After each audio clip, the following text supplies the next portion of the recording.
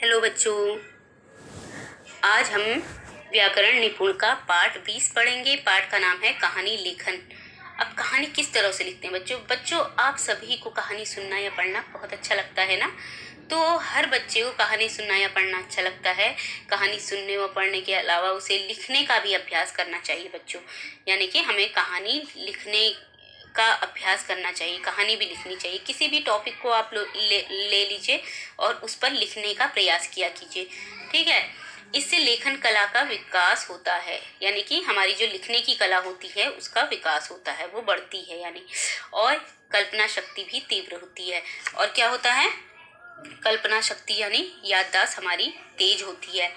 निरंतर अभ्यास के द्वारा इस कला में रुचि जगाने के साथ साथ निपुणता प्राप्त की जा सकती है।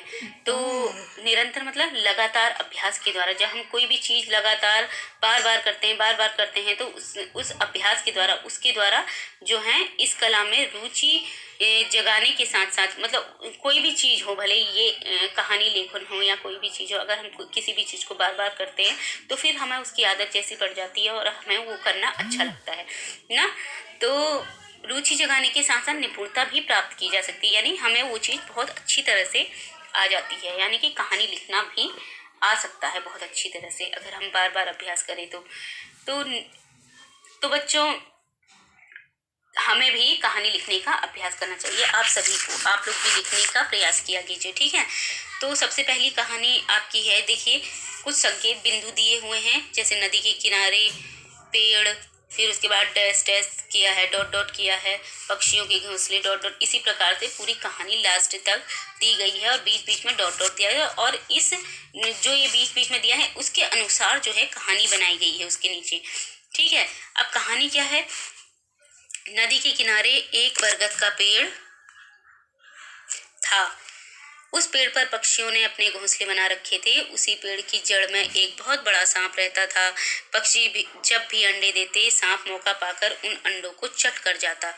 सांप के कारण उस पेड़ पर रहने वाले पक्षी बहुत दुखी थे।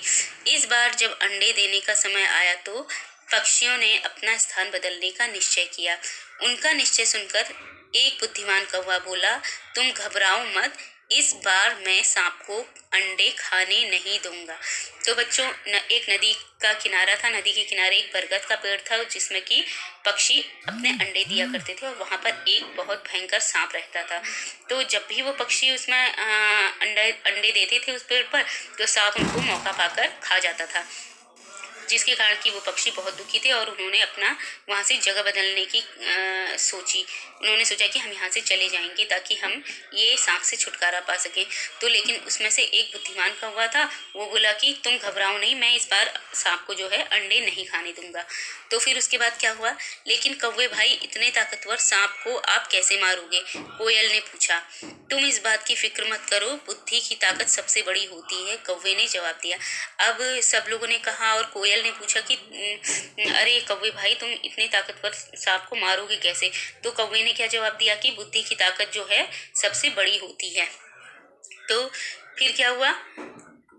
अब सभी को कौवे की बात पर विश्वास हो गया। अब सभी ने जो है कौवे पर विश्वास कर लिया कि हाँ, बुद्धि की ताकत सबसे बड़ी होती है और इस बार जो है हमारे अंडे जो है कौवा नहीं खाने देगा कि सांप को।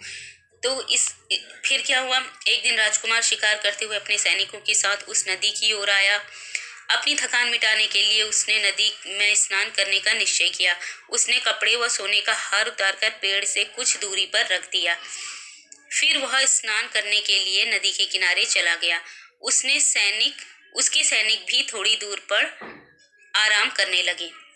तो अब क्या हुआ? एक दिन जो है राजकुमार शिकार करने के लिए आया। जंगल में जानवरों का शिकार करते थे पहले से राजा लोग ना। तो शिकार करने के लिए वो नदी के किनारे आया और नदी उसने जब देखी तो उसने अपनी थकान को मिटाने के लिए सोचा कि मैं नहा लूँ यहाँ पे थोड़ा सा। तो उसने नहाने के लिए कपड़े और अपने सोने का हार और जेवर जो भी थे उसने पहने थे, वो सब जो है पेड़ के किनारे रख दिया। तो जैसे ही उसने पेड़ के किनारे रखा, कौवा देख रहा था और कौवे ने जो है उसका सोने का हार उठाया और सांप की बिल में डाल दिया, ठीक है। तभी कौवा बरगद के पेड़ से नीचे उतरा, उसने सोने का हार उठाया, सांप की बिल में डाल दिया, ठीक है।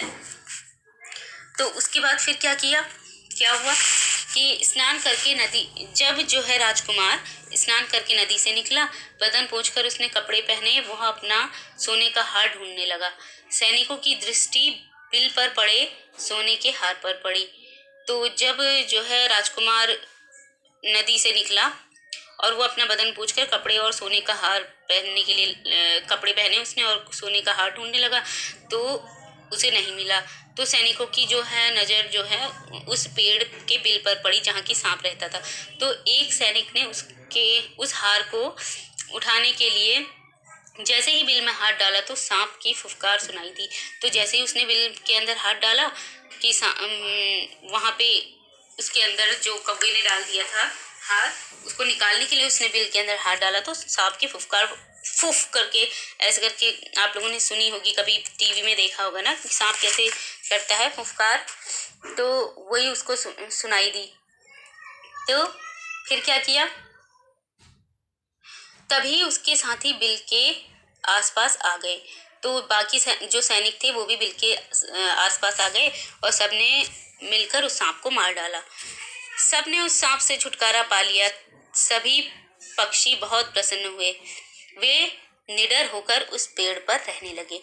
अब देखिए इसी प्रकार से कौवे ने जो है सोचा कि आखिर में कैसे उससे छुटकारा हम लोग पाएंगे, इसलिए उसने ये तरकीब सोची कि मैं जो है उसका सोने का हार बिल के अंदर डाल देता हूँ। उसके बाद फिर उसने ये सारी चीज़ें सोच ली थी कि ऐसा ही होगा, तो उसने अपनी बुद्धि का प्रयोग किया।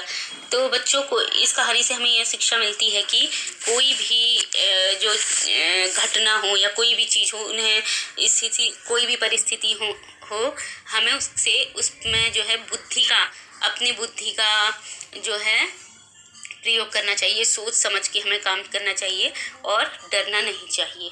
ठीक है, तो इसी चैप्टर के साथ, इसी पाठ के साथ मैं यहीं पर विराम लेती हूँ। मिलते हैं अगले चैप्टर में, तब तक के लिए बाय।